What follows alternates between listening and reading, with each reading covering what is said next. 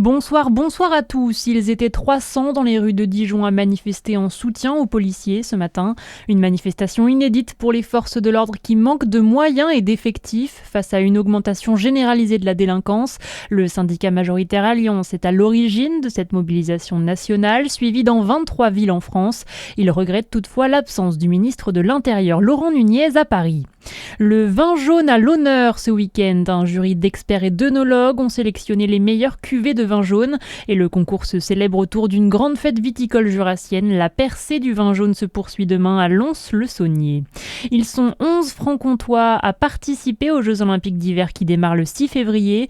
Biathlon, combiné nordique, saut à ski, ski de fond et hockey sur glace sont à l'honneur pour nos athlètes. On retient notamment des noms comme Oscar Lombardo qui va disputer ses premiers Jeux Olympiques ou encore le biathlète Quentin Fillon-Maillet qui a déjà décroché 5 médailles aux Jeux de Pékin en 2022.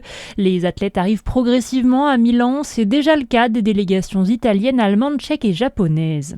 Dans le reste de l'actualité, Gérard Larcher sort du silence. Le président du Sénat a fait savoir qu'il prendra contact avec la députée Sandrine Josso, agressée par Joël Guerriau.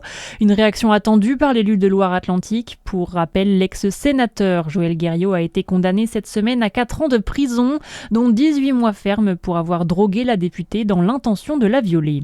Après l'interdiction des réseaux sociaux aux moins de 15 ans, les VPN dans le viseur du gouvernement, Anne Le Hennan, ministre déléguée chargée de l'IA et du numérique, a annoncé qu'il s'agissait du prochain sujet sur la liste. Selon la ministre, les VPN pourraient permettre aux mineurs de contourner l'interdiction votée il y a quelques jours.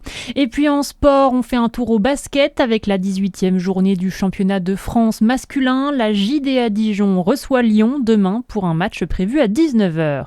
Voilà pour l'essentiel de l'actualité. Bonne fin de journée sur Fréquence Plus.